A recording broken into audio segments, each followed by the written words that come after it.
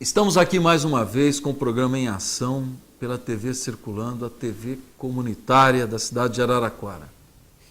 Hoje nós vamos tratar de um tema atual, porque quem acompanha a imprensa, minimamente a imprensa do Brasil, uma das grandes pautas do período é a questão do marco regulatório das comunicações.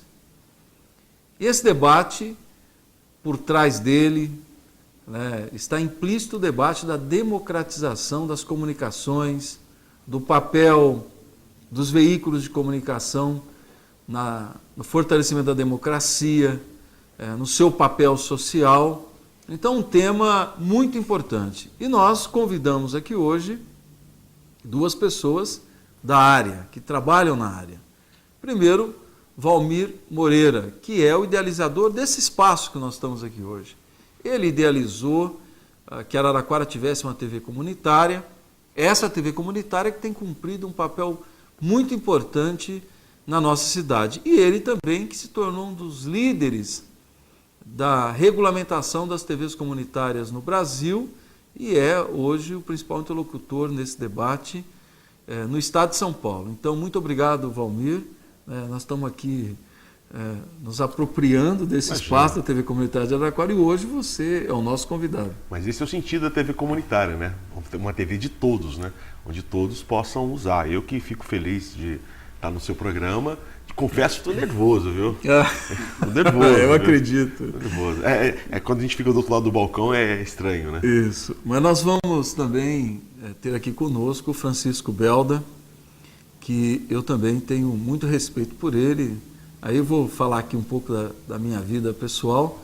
A minha esposa, a Andréia, é professora de jornalismo, hoje tá se dedicando aí a uma outra área, mas é professora de jornalismo, professora, doutora, e trabalhou com o Belda durante muito tempo e sempre elogiou muito o Belda como um profissional de muito talento, extremamente preparado.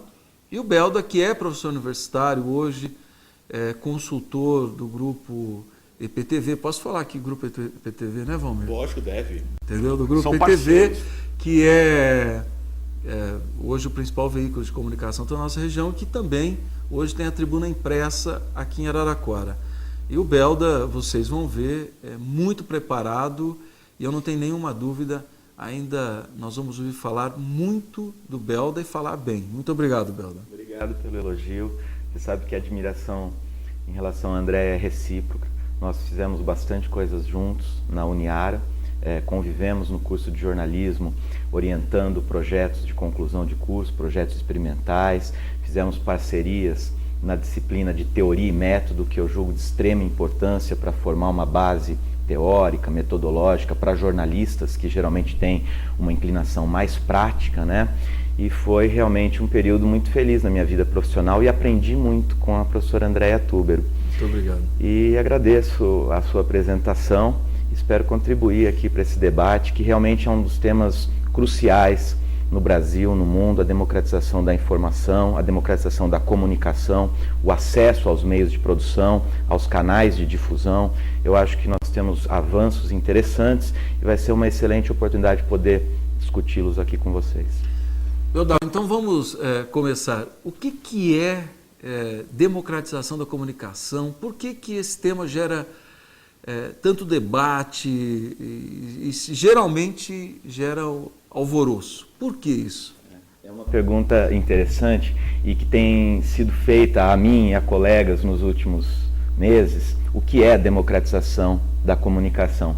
E eu respondo que eu não sei o que é isso. Porque nem o Fórum Nacional para a Democratização da Comunicação se arrisca a definir. É um tema, um conceito tão amplo, tão variado, com tantas interfaces, que é muito difícil defini-lo. Mas a democratização da comunicação ela pode ser entendida, entre outras formas, como a garantia de um acesso público, cívico, cidadão aos meios de produção e de difusão da informação.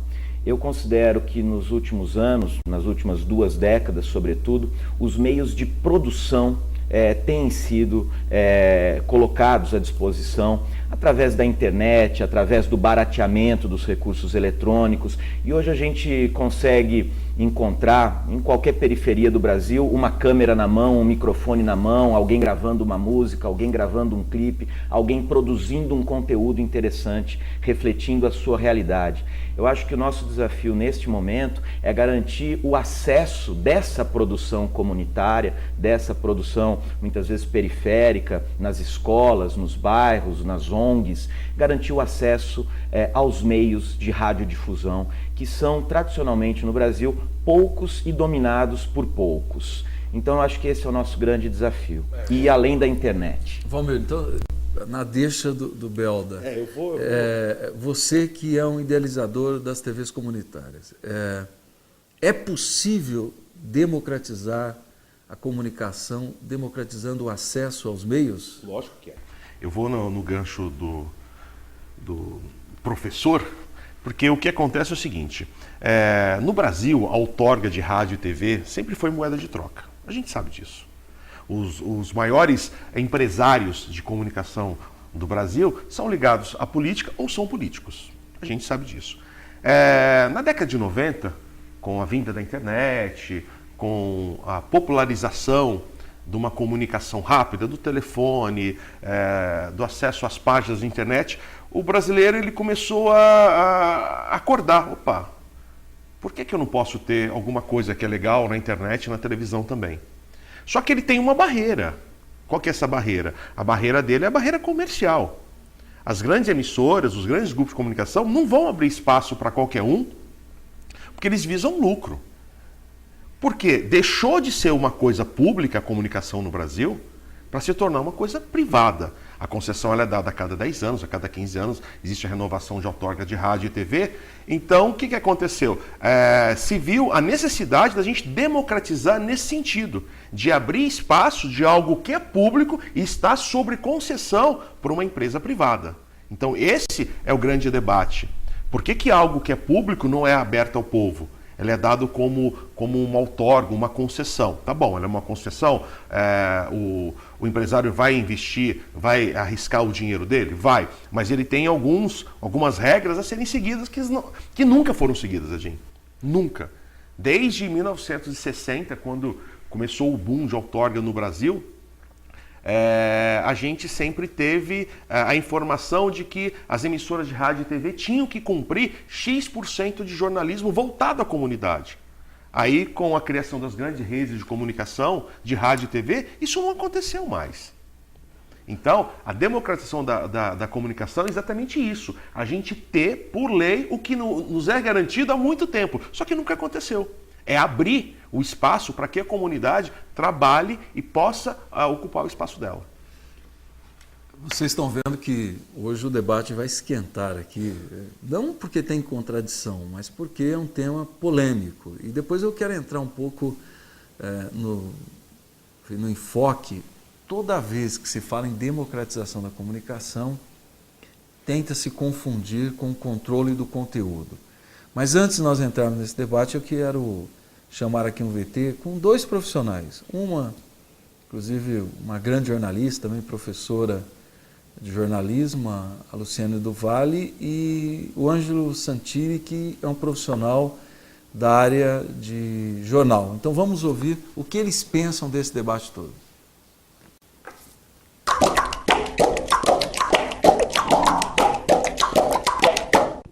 São várias questões. A primeira, eu penso que é a questão da compreensão do que a gente entenderia por essa questão de democratização, né, dessa expansão do acesso e da questão das informações, e em especial pensar na pluralidade, quer dizer, uma comunicação plural, né, que as pessoas tenham acesso a essa informação e que os meios também ampliem suas perspectivas. O grande problema é que nessa discussão enorme, ela está, primeiro, centralizada em alguns grupos, né, questionando essas questões, e você tem várias tensões aí que não é o interesse para a discussão. Então, eu penso que isso dificulta, porque é a própria mídia que teria que estar expandindo essa discussão, a meu ver, né, colocando a população a par disso, só que você tem os interesses, né, os interesses principalmente, óbvio, econômicos, comerciais, que dificultam que essa discussão se amplie. Né? Então, eu vejo em dois momentos. Precisaria pensar a democratização como essa questão mais plural de acesso às informações mesmo, né? E uma outra questão, que os meios, né, a mídia, se voltasse para essa preocupação, porque não é uma preocupação centralizada, entendeu? Não é um problema pontual. Né? A comunicação atinge a sociedade como um todo, e a sociedade precisaria entender melhor sobre isso, porque parece assim meio que um cartel, né? A gente vê as mesmas informações em todos os meios, isso é muito complicado, e não é à toa, afinal de contas a gente tem mandatários da comunicação, que é uma outra grande discussão que está lá até na Constituição, né, de 88, que são os oligopólios, né? Quer dizer, a questão dos, que eles falam, né, os brincos latifundiários, né? A gente tem os latifundiários do rádio, da TV, que são duas concessões públicas, isso é uma coisa muito complicada, é uma concessão pública, não é um meio privado, vamos dizer assim, como acontece com os jornais e as revistas. A gente hoje em dia tem a discussão em relação à internet, se ela é realmente um espaço tão democrático assim, todo mundo tem acesso? Realmente todo mundo se faz valer via internet? Como é que faz isso? Porque a gente tem o problema da inclusão digital também.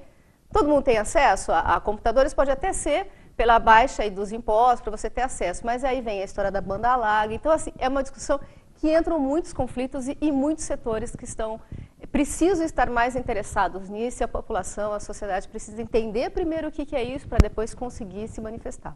Democratizar significa ampliar tanto na questão da produção, né, da informação, quanto na questão da recepção da informação. Né? Não é meramente assim. Hoje a gente vive numa sociedade midiática, que o pessoal chama. Né?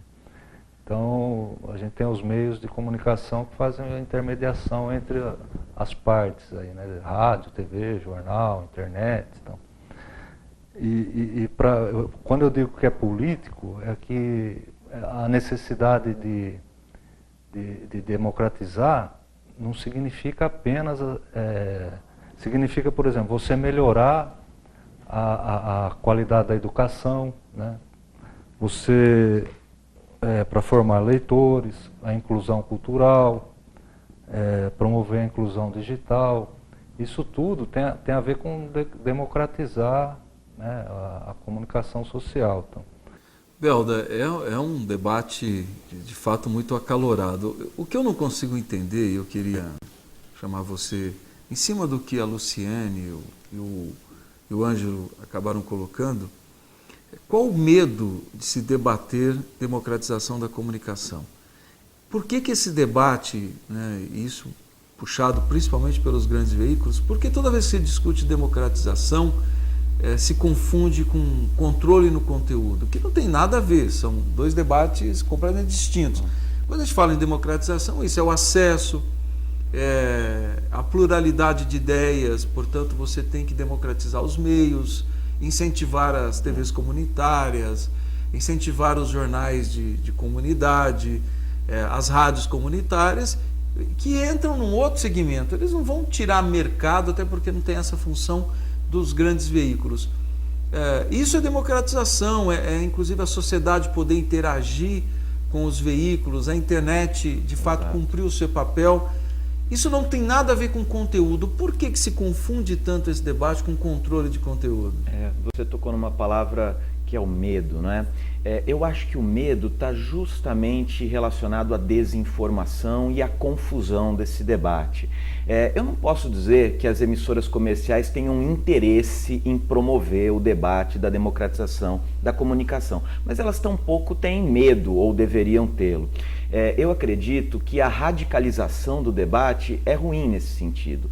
Quando se confunde a democratização com o controle sobre o conteúdo, vem uma série de fantasmas de censura, de ingerência, de escolher o que o povo deve ou não assistir, e isso realmente coloca empresários e produtores de conteúdo com 1 ou 2 pés atrás. É necessário promover a informação, promover o debate, promover o esclarecimento, evitar posições radicais, porque muitas vezes existem posições radicais dentro do debate sobre a democratização e que levam esse debate para muito próximo do controle social dos meios de produção, o que não é necessariamente ruim se houver critérios e princípios de qualidade. A palavra controle é a palavra que assusta. Eu acho que você foi muito feliz em distinguir esses dois debates, mas que muitas vezes se confundem no âmbito de sindicatos, no âmbito de alguns partidos políticos ou de coletivos de comunicação que sofrem uma certa ingerência política e ideológica. Então eu acho que programas como esse que nós estamos fazendo hoje, ocupar o espaço dos próprios meios comerciais de comunicação através de entrevistas, publicação de artigos, a mídia impressa talvez seja a mídia mais permeável para iniciar esse debate em relação à mídia eletrônica, eu acho que o caminho é o esclarecimento. Valmir, qual o papel das TVs comunitárias nesse debate todo? Eu acho que pluralidade é a palavra. Ouvindo que a Luciana, a opinião dela, e completando o que o professor está dizendo aqui, na verdade, a gente tem que perder essa ideia de radicalismo dessa... ninguém vai deixar de vender, ninguém vai deixar... Eu adoro novela, eu assisto novela. Então eu sou telespectador da Globo, eu sou telespectador da Band, do SBT. A gente não vai radicalizar esse tanto.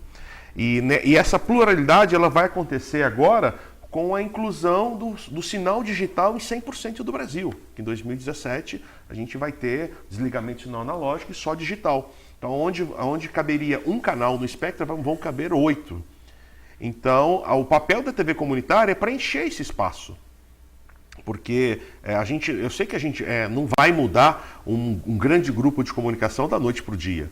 Ele está mudando sozinho, né? Ele está sentindo que essa metamorfose é necessário para a sobrevivência dele, agir em rede, fazer em rede e agir local. E o papel da TV comunitária é exatamente esse, Edinho, preencher essa lacuna, tá?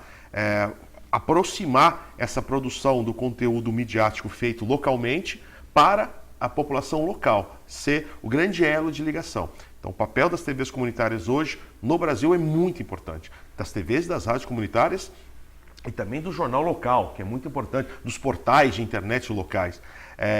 Isso tudo vai fazer com que a gente vai ter mais conteúdo, mais combustível para queimar nessa fogueira chamada comunicação. Nós vamos voltar já para darmos continuidade a esse debate, principalmente nesse segundo bloco, que nós vamos iniciar daqui a pouco. Nós queremos enfocar o papel da internet, das redes sociais. Mas agora nós vamos para um breve intervalo e já voltamos.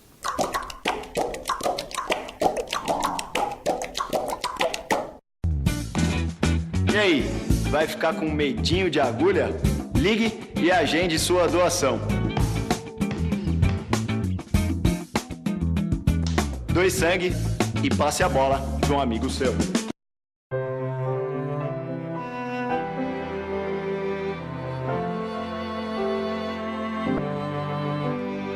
Uma sombra ofusca um brilho no olhar,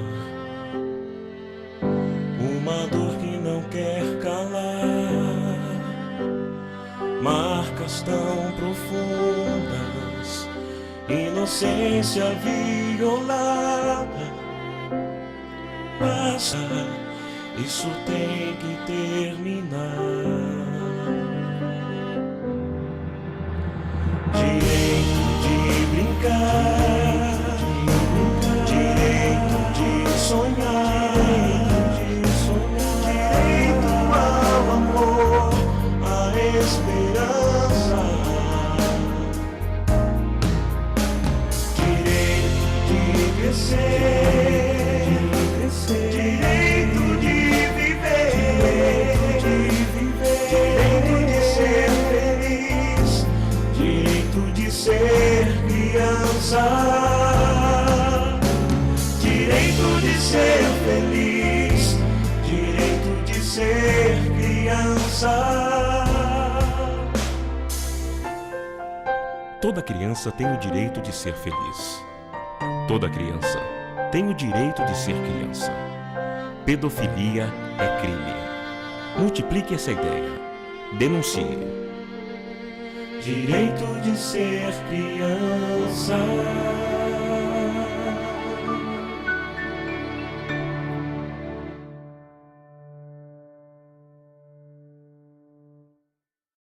Apoio ACESP, Associação dos Canais Comunitários do Estado de São Paulo. Unidos somos mais fortes.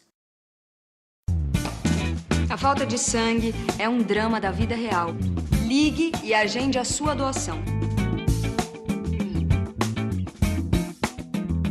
Doe sangue e passe a bola para um amigo seu. Apoio ACESP, Associação dos Canais Comunitários do Estado de São Paulo.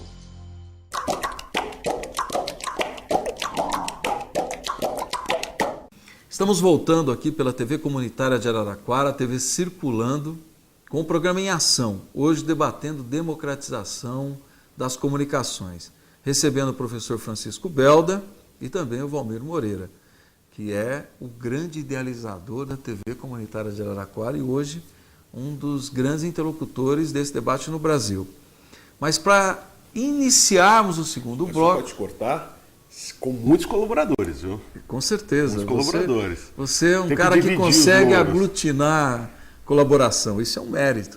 Nós vamos agora para o segundo bloco, chamando um VT, e vamos tratar aqui do papel da internet na democratização da comunicação. Vamos lá de novo com a Luciane do Vale e com o Ângelo Santilli.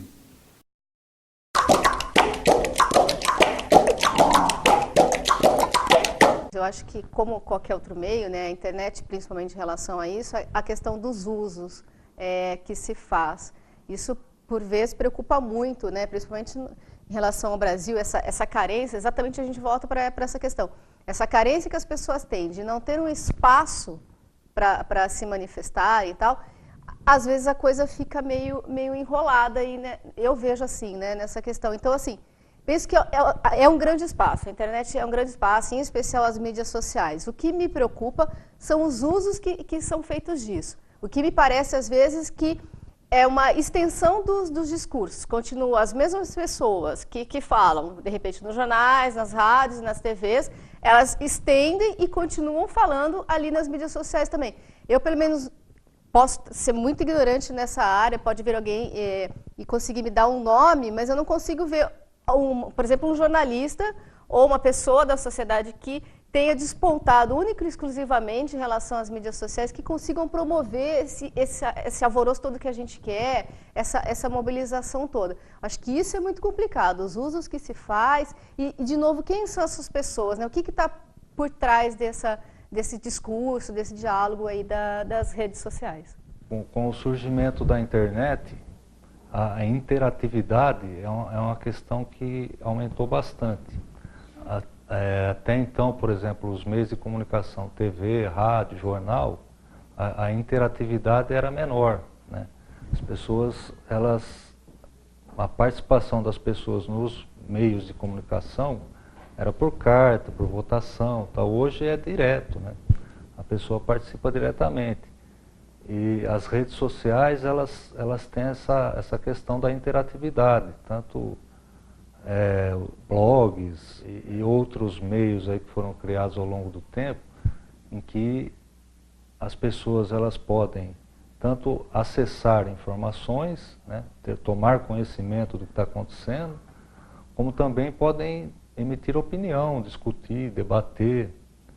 E o que eu tenho visto ultimamente é que os movimentos sociais, aquelas manifestações que a gente via na rua, elas diminuíram muito, né? Hoje você tem um debate muito intenso em redes sociais. Tem no Brasil, até recentemente, né, a gente tinha essa cultura, vamos supor, chamada cultura do segredo, em relação às informações que o Estado era o guardião. Então, se falava que a informação, o acesso à informação pelo cidadão poderia ser um risco, né? Essa era a chamada cultura do segredo. Então o Estado guardava as informações e aquilo lá não ficava transparente, ficava lá escondidinho.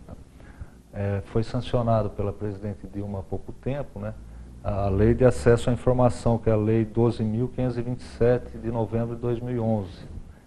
Está sendo trocada aí o que o pessoal chama de que era a cultura do segredo pela cultura do acesso. Então, isso fortalece a cidadania, porque você ter informação, você tem mais condições de decidir, de pensar, de refletir, de tomar atitudes, né? Então, ter acesso à informação é importante para a cidadania, né? Belda, voltando aqui direto ao centro do debate, a internet democratizou a comunicação? Eu acho que sim, em vários sentidos. A internet, ela deu voz a muita gente.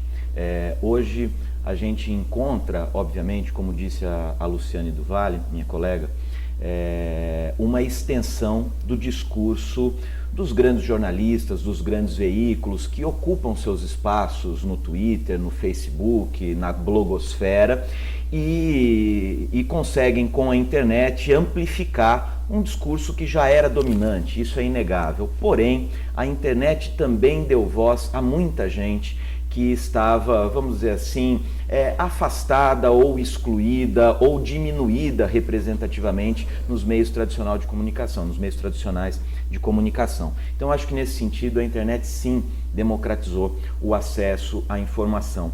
Mas uma observação que eu gostaria de fazer e que tem me preocupado enquanto pesquisador na universidade é que os meios usados para esse povoamento da internet são meios extremamente concentrados. O Facebook tem dono e é praticamente a única grande rede social do mundo que sobrepujou o Orkut, que também tem dono. E esses donos estão instalados na Califórnia e extremamente centralizadores no acesso à tecnologia. Então, mais do que o acesso à informação, nós precisamos também discutir o acesso à tecnologia quando se fala em internet. Qual é o Twitter brasileiro? Qual é o Facebook brasileiro? Qual é o Google do Brasil? A gente não tem ainda, na periferia do capitalismo mundial, uma produção de software e de instrumentos de comunicação online que faça jus ao nosso poder de comunicação. Isso é um tema que me preocupa e que eu gostaria de oportunamente debater. Mas é legal você, quando ele fala que o Facebook tem dono e o Orkut tem dono, sim, tem dono, mas é democrático. Isso acho que são os veículos de comunicação, a mídia social hoje, a mídia digital, é o mais democrático que existe no mundo. Só vou voltar um pouquinho na palavra do jornalista Ângelo, quando ele diz que os meios de comunicação fizeram com que as pessoas fossem menos às ruas. Eu vou discordar dele. Recentemente em Araraquara, a gente teve o Reage Araraquara para discutir sobre o salário dos vereadores, onde na internet surgiu um movimento que conseguiu 12 mil assinaturas, que barrou um salário de 5 para 8 mil. De 5 foi para 6.500 e alguma coisa. Quer dizer, esse movimento surgiu na internet. A internet fez com que a pessoa fosse até a rua, fosse reivindicar os seus direitos. Então, eu discordo um pouquinho do que ele disse. Mas deixa eu só apimentar um pouco esse debate aí. O que eu penso, e eu quero, já interagindo com vocês. Primeiro, a internet ela provoca uma mudança de hábito. Sim. Na criança e no adolescente. Tem uma geração que está vindo aí que ela é muito mais introspectiva do que extrovertida. Antes de falar bom dia, a pessoa vê o e-mail e o Facebook. É isso. Não, e se você pegar o modelo das famílias, por exemplo, aquele modelo da sala, das conversas, isso está sumindo, né? A interação familiar. O adolescente está muito... Ele aprendeu a operar um computador, ele fica muito mais dentro do quarto dele ou num lugar operando o computador. Isso está mudando o hábito, acho que é uma coisa, inclusive no perfil de uma geração que está vindo aí.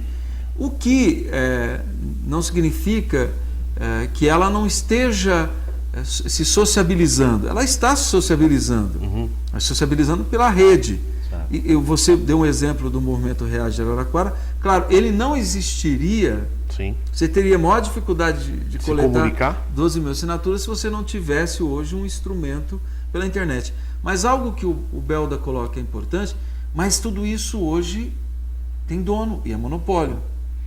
Essa questão de você incentivar a produção tecnológica em diversos países, quer dizer, cada um ter um pouco, pode até interagir nas redes mundiais, mas tem que ter também um fomento às novas tecnologias. Mas eu quero entrando aqui no debate, eu quero pôr no centro do debate a seguinte questão. é necessário regulamentar e penalizar os excessos na rede, Belda? Eu acho que sim, né? Isso não é controle? Não, é muito delicada a questão, porque em nome da regulamentação pode haver abusos e um controle excessivo que iniba a liberdade de expressão e de manifestação. Mas é necessário fazer esse debate, porque a internet hoje, ao mesmo tempo que é um veículo de democratização, ele também é um veículo onde crimes cibernéticos, a pedofilia, o bullying se exponencializa de uma forma muito danosa, se descontrolado, não é? Então eu acho que é necessário sim buscar alguns critérios, alguns princípios para separar o que vale e o que não vale nesse debate. Nós conhecemos alguns casos de vazamento, alguns casos de invasão de privacidade, alguns casos em que se denigre a imagem de uma pessoa com 3 ou 4 cliques, de uma forma completamente irresponsável, se não criminosa.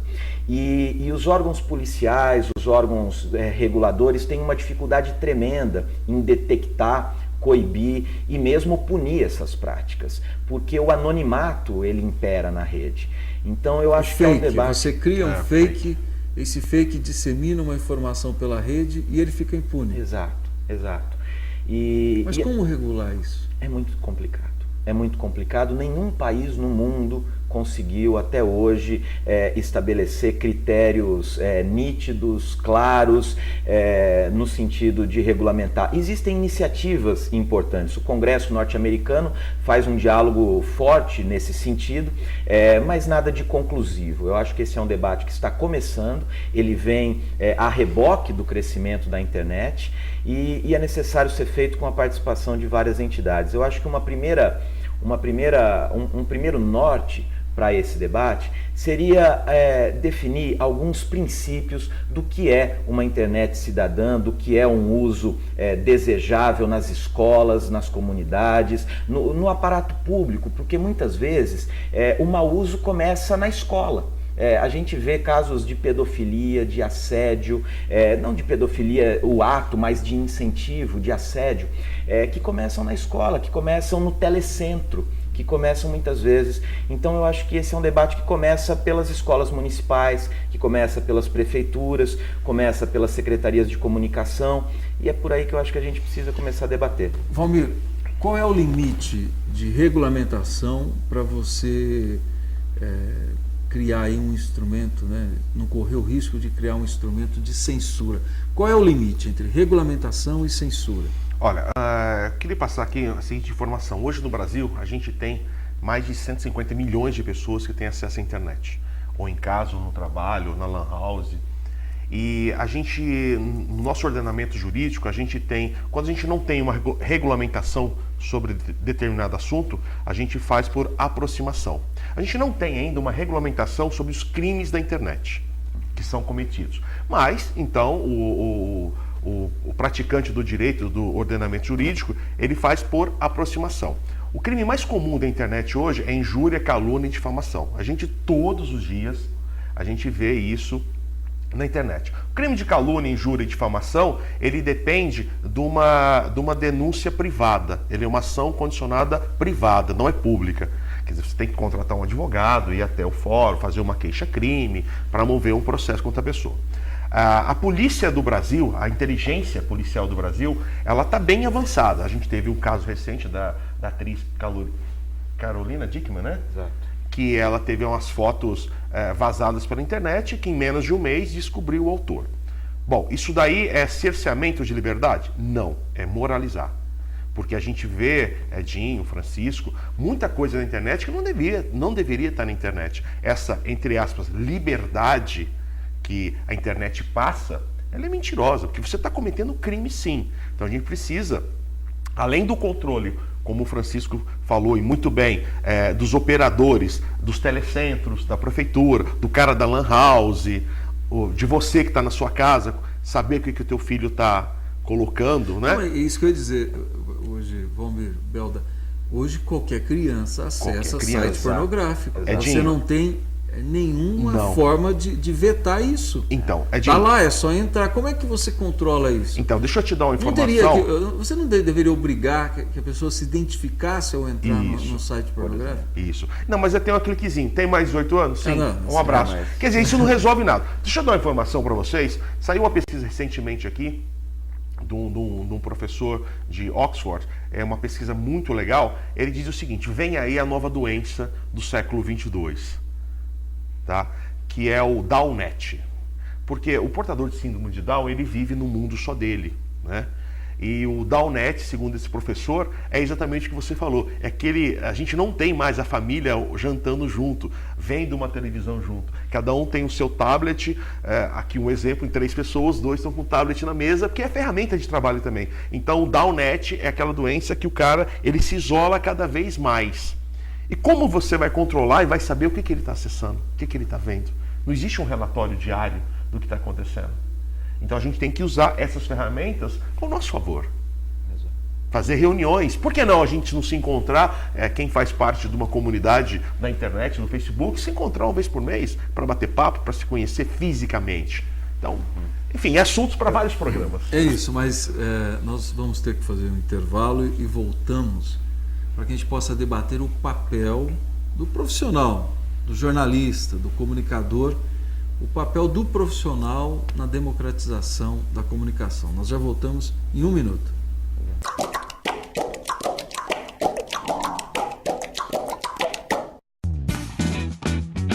Agora é a sua vez de entrar em cena. Ligue e agende a sua doação.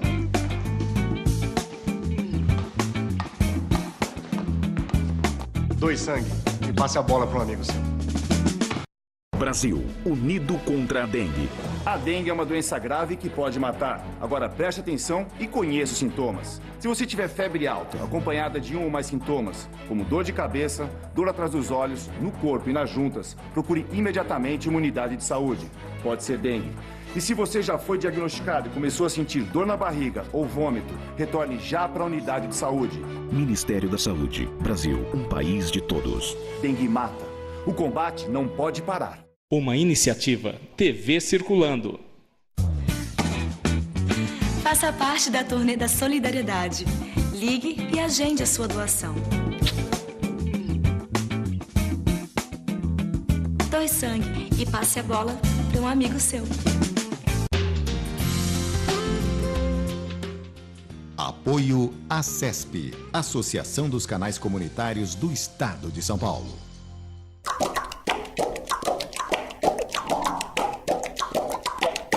Estamos voltando com o programa Em Ação, hoje tratando de democratização das comunicações sociais.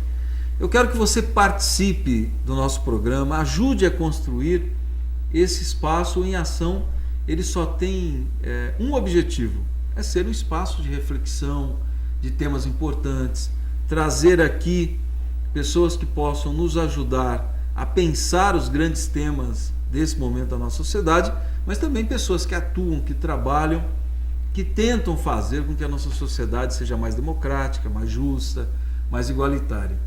Participe pelas redes sociais, que o endereço está aí no seu vídeo, tanto o Twitter como o e-mail, o nosso site. O nosso site que a partir de amanhã estará divulgando esse programa. Se você perdeu uma parte, se por algum motivo você não pôde assistir na íntegra, ou alguém que não assistiu, que você queira indicar esse tema e esse programa, ele vai estar amanhã à disposição no nosso site, que o endereço também está aí na sua tela. Eu quero voltar com o professor Francisco Belda e com o Valmir Moreira. Professor Francisco Belda, professor, consultor, atua tanto na área da pesquisa como na área do jornalismo, ele é um jornalista, e também como um consultor empresarial na área da comunicação social. Então, alguém que tem condições de debater com propriedade toda essa temática que nós estamos tratando aqui, além do que tem um diálogo direto com a questão da internet, das mídias eletrônicas. Então, alguém que está contribuindo e pode contribuir muito com esse debate. E o Valmir Moreira, que além de advogado, é o idealizador da TV Comunitária de Araraquara, a TV Circulando, essa TV que nós estamos aqui, e também é interlocutor do setor, né, junto ao governo federal, na regulamentação das TVs comunitárias. Mas, Belda, eu quero voltar pautando você, né, pautando, que é um tema do jornalismo, a seguinte questão: qual o papel do jornalista, do trabalhador da área de comunicação na democratização dos veículos de comunicação social no Brasil? É um papel crucial. O jornalista, ele é o operário da informação, mas é um operário que trabalha não apenas com as mãos na elaboração do texto, na elaboração do vídeo, na elaboração de um programa de áudio, mas também trabalha com o seu senso crítico. Nós definimos o jornalismo como a mediação crítica dos discursos e dos acontecimentos que transformam a realidade. E essa mediação crítica, ela pressupõe uma formação humanística e também técnica. Nós tivemos avanços tecnológicos intensos que exigiram dos cursos de formação de profissionais de comunicação uma atualização brutal nos últimos anos, tanto na aquisição de novos laboratórios, no preparo dos professores para lidar com novos softwares e com novas formas de produção de conteúdo, e eu acho que acabamos nos descuidando um pouco de algumas reflexões. O jornalista que se forma hoje, na maioria dos cursos superiores de comunicação no Brasil, eu acredito que é um profissional tecnicamente muito bem preparado, mas que intelectualmente ainda não passou por uma discussão adequada a enfrentar esses desafios. Eu falo isso como autocrítica, porque sou professor de cursos de jornalismo e vejo que os nossos egressos, os nossos formandos, eles pouco se interessam muitas vezes por debates como esse que nós estamos fazendo. Então eu acho que o papel do jornalista é não apenas produzir os produtos de comunicação, mas é também refletir criticamente sobre os produtos que ele gera. E é nesse sentido que eu acho que nós temos ainda um caminho a ser trilhado nos cursos. Valmir, você que tem uma outra relação com a mídia, você não é empregado, você não é funcionário, porque você está numa TV comunitária, o trabalhador, o jornalista, como o Belda disse, o operário, até onde é a autonomia dele? Até onde ele pode efetivamente opinar? Até onde ele pode ser um instrumento desse debate da democratização? Ou seja, quando se discute liberdade de imprensa, o proprietário do veículo, até onde ele oferece liberdade de expressão ao jornalista? Você pergunta do dirigente de uma emissora com outorga pública ou dirigente de uma emissora comunitária? Não, eu estou perguntando em tese. Porque a TV comunitária, evidentemente, que a relação é outra. Né? É outra. É muito mais prestação. É quase que uma doação. Né? As pessoas se doam para que a TV comunitária exista. Eu estou falando na relação dos veículos com o profissional. Dinho, a relação dos veículos com... Eu já fui funcionário da Rede Transamérica, da Jovem Pan, do Grupo Bandeirantes de Rádio, do Jornal Estado de São Paulo, enfim. Já trabalhei em grandes veículos de comunicação. O que acontece, e o professor Francisco vai... acho que é testemunha disso também, a gente vive pisando em ovos politicamente falando, né? A liberdade do jornalista vai até onde se ganha um prêmio. A partir daí, a liberdade dele é meio que cerceada. Então, e com a democratização da informação, da comunicação no Brasil, eu acredito que vai facilitar ainda mais o trabalho do jornalista. O jornalista, por tese, ele já é um ser independente, né? Já é um ser que quebra barreiras, porque ele é o grande elo de comunicação entre o povo e o veículo, né? Sem ele, o povo não tem informação, e sem ele o veículo não funciona. Eu acho que tem que se dar... Mas e a linha editorial do veículo? Então, aí vai depender muito do que o veículo se propõe a fazer para a comunidade. Por exemplo, vou te dar um exemplo da CESP, a Associação dos Canais Comunitários do Estado de São Paulo. A gente, são 53 emissoras comunitárias no Estado de São Paulo. 51 emissoras fazem parte da CESP. 51 emissoras, a gente deve ter, assim, sem sombra de dúvida, mais de 500 profissionais ligados que produzem, que fazem TV comunitária. Das 51 emissoras filiadas, eu me arrisco a dizer que 100% tem liberdade para com o jornalista. Por quê? Para que você tenha um trabalho melhor. Quando você deixa de cercear o profissional, ele rende mais. O jornalista na TV comunitária, ele é voluntário? Não, às vezes não. Às vezes o jornalista ele é contratado. Na TV Circulando a gente tem um jornalista responsável que é contratado. Ele é contratado, ele tem a função dele de jornalista mesmo. Ele que vai pautar e vai colocar nos trilhos, por exemplo, o que um estagiário está fazendo. Olha, faça isso que é certo, faça assim que é o melhor caminho. E ele tem a liberdade dele. Lógico, existem as grandes discussões de editoração? Existe, isso está certo, vamos fazer isso, não vamos fazer aquilo. Mas a TV comunitária ainda funciona de maneira mais livre, Edinho. A gente consegue... Vou te dar um exemplo futebolisticamente falando. Quando liberaram a cerveja do Sócrates, foi o ano que ele mais jogou bola no Corinthians. Então, quando você libera, quando você solta o jornalista para ele fazer o que ele tem vontade, o que ele gosta de fazer, a gente tem um crescimento profissional. Você está entendendo? Não, mas eu volto. Belda, até onde existe essa liberdade e qual é o limite diante da linha editorial de um veículo? Eu acho que realmente é uma liberdade limitada e é uma liberdade que difere de empresa para empresa. Algumas empresas têm uma cultura mais aberta e mantêm até espaços internos de reflexão e autocrítica.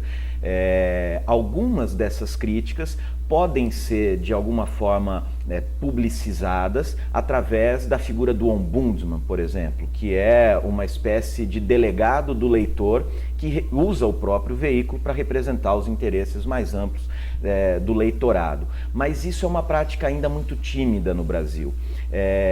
Nós precisamos tentar também distinguir o que se faz dentro dos veículos impressos, por exemplo, que são empresas que não dependem de uma concessão, de uma outorga, e o que se faz nos veículos de rádio e TV, que são veículos concedidos para a exploração da iniciativa privada, porém que usam um patrimônio público, o espectro de radiodifusão. Então é necessário distinguir isso. E eu acredito que muitas vezes esse debate precisa ser liderado pelos próprios jornalistas. Muitas vezes eu sinto os nossos colegas um pouco tímidos em tocar nesses assuntos, talvez porque dependam daquele emprego, numa economia de pleno emprego, talvez isso se favoreça. E até porque tem o cartel. Porque o mesmo dono da emissora de rádio é o dono da TV, dono do jornal. Então, se ele expressar a opinião dele no rádio, ele pode não perder o emprego. A tal da propriedade cruzada, que é um dos debates, na regulamentação. É um dos debates na regulamentação. Então, muitas vezes, o jornalista ele se coloca numa posição de autocensura. Eu não vou fazer esse debate porque me interessa ter uma boa relação com os meus empregadores. E esse tipo de discussão talvez careça de alguns canais supra-institucionais que não dependam deste ou daquele veículo para que sejam feitos. E o campo público da comunicação, as TVs universitárias, as TVs comunitárias, as TVs legislativas, as rádios, idem, talvez devam ter um papel de chamar essa discussão e constituir também um campo de emprego alternativo que remunere bem o jornalista e que o jornalista também não veja no mercado comercial a sua única porta de ingresso profissional. Em cima do que o Francisco está falando, é importante a gente dizer o seguinte: um dos pedidos das TVs comunitárias, das rádios comunitárias no estado de São Paulo e no Brasil, é que a gente tenha condições de nos mantermos no ar, que a gente tenha a possibilidade de veicular comerciais institucionais, informativos, educativos, campanhas e que a gente seja remunerado para isso. Porque se a gente viver sem ajuda do governo, sem ajuda, entre aspas, de partidos políticos, facções religiosas, a gente vai ter condições de fazer exatamente o que o professor Francisco está dizendo. Condições de remunerar e remunerar bem esse profissional para que ele expresse a sua opinião.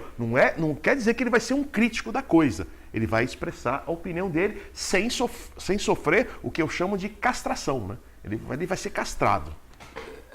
A internet, nesse sentido, e voltando aqui para o nosso tema do papel do jornalista, eu queria inserir o seguinte: a internet, ela abriu a possibilidade dos portais. Nós temos hoje portais de informações, portais que estimulam também a comunicação. Esses portais, eles acabam abrindo mais o mercado de trabalho para o jornalista, que era muito restrito. Se você pegar um exemplo, Araraquara ou qualquer outra cidade, você, há 10 anos atrás, se identificava nos dedos de uma mão onde que um jornalista podia trabalhar. Hoje não. Com certeza você precisa de 2 mãos para poder identificar. Isso aconteceu no Brasil inteiro. Portanto, você pode criar um blog, esse blog ter patrocínio, se ele tiver muito acesso. Os portais também, os portais se forem bem feitos. Hoje, por exemplo, eu e boa parte da sociedade se informa muito mais pelos portais do que pelos jornais impressos, porque o portal é online. Aconteceu o fato, um jornalista com um telefone na mão dita uma matéria e essa matéria em 5 minutos está no ar. Essa diversificação da comunicação, Belda, e a internet teve um papel importante. Dá mais autonomia ao jornalista, deixa o jornalista menos refém, porque nós temos, não vou citar nomes, mas alguns jornalistas que foram execrados pelos grandes veículos e hoje eles estão aí no mercado, tanto quanto alguns outros, inclusive, muitas vezes melhor remunerados. Né? Sim. Com certeza a internet abriu um novo flanco profissional para muitas categorias, não só para jornalistas. Porém, o espaço da internet, ele é dominantemente uma extensão dos veículos tradicionais quando olhamos para a imprensa. Os grandes veículos de imprensa online do Brasil são extensões de empresas que previamente existiam e faziam jornalismo na televisão e no impresso principalmente. Esses casos que você menciona, eles existem, mas eu diria que eles não são dominantes. Nós podemos citar 4, 5, 6 grandes jornalistas que têm nos seus blogs, nos seus sites pessoais, uma grande audiência, mas não vamos além de 1 ou 2 mãos. A grande massa de audiência online está na UOL, está no G1, está no Terra, e por trás desses portais nós vamos identificar grandes grupos, não apenas de comunicação, mas também de telecomunicações, empresas que exploram a telefonia. No caso do IG, por exemplo. No caso do IG, no caso do Terra, a telefônica. Então, eu acredito que o espaço está dado, mas a ocupação desse espaço ainda também segue uma lógica de concentração. Nós estamos chegando aqui, infelizmente, né, no final do nosso programa, um tema que fez com que o programa voasse. E eu quero encerrar dando aqui, né, a oportunidade que cada um aqui manifeste, né, a sua última opinião nesse momento, nesse programa, que nós vamos com certeza trazer esse tema novamente, e já agradecendo. Né? Muito obrigado, Valmir, por você ter aberto a sua extensa agenda. Nós sabemos que da sua importância, seu papel para que a TV Circulando, que é a TV Comunitária de Araraquara, exista, e também hoje o seu papel como interlocutor do setor. Muito obrigado. Eu que agradeço o convite, Edinho, e já mando um abraço para as 51 emissoras que retransmitem esse programa na sua programação. A gente se vê pouco, porque todo mundo tem uma agenda muito atribulada também, mas um grande abraço ao pessoal das TVs comunitárias, inclusive da Bahia. Não posso deixar de falar de Vitória da Conquista, que passa esse programa lá na Bahia. Um grande abraço a todos e a gente vai se encontrar. Edinho, a minha mensagem, a primeira, que me sigam na internet, né? Tem o Twitter, Valmirão, já que estamos falando de rede social, né? Tem o Facebook também, procura lá, Valmir Moreira. Eu acho que esse debate ele é muito salutar, ele é muito gostoso de fazer. Acredito que a gente tem gente muito séria e comprometida no Ministério das Comunicações e gente que está debatendo essa informação, esse conteúdo, Francisco. É gente que está interessada em realmente fazer um marco regulamentatório que funcione.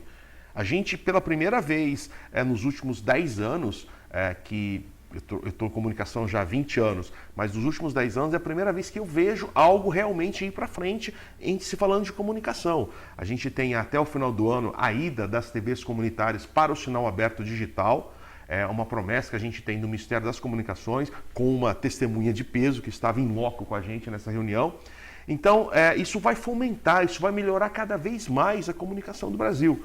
E a mensagem que eu deixo para todo mundo É a mensagem de Adelardo Barbosa, né? Quem não comunica se estumbica, meu amigo. Vamos nos comunicar. Obrigado, viu? Professor Francisco Belda, muito obrigado, Belda, pela sua participação. Eu não tenho nenhuma dúvida que, não só em Araraquara, né? Araraquara certamente você é uma das maiores autoridades para que esse debate seja feito, pela sua estatura enquanto pesquisador, enquanto professor, e também um professor que tem a prática, né? Está no dia a dia na comunicação. Muito obrigado pela sua participação. Eu que agradeço as suas palavras generosas. Eu, na verdade, sou um jovem jornalista começando a entender um pouco como funciona esse mundo da comunicação. E queria deixar como mensagem final um sentimento de oportunidade. Eu acho que nós vivemos um momento histórico singular. Nós temos a oportunidade de revisar o marco legal das comunicações.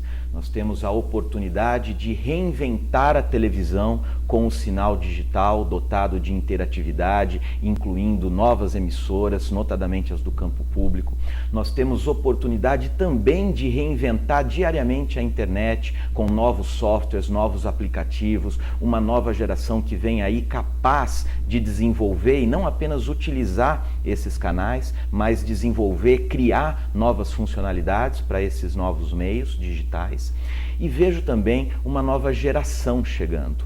Eu acho que o espaço das escolas é muito importante. A questão da democratização da comunicação começa pela voz dos alunos do ensino médio, do ensino básico, que conseguem pegar uma câmera, pegar um microfone, pegar um computador e ser protagonista da sua experiência comunicacional. Nós, a minha geração, a geração de vocês, nós nos criamos como espectadores ou usuários dessas coisas. Eu acho que vem uma nova geração que é protagonista desses movimentos e isso me interessa muito e me deixa entusiasmado.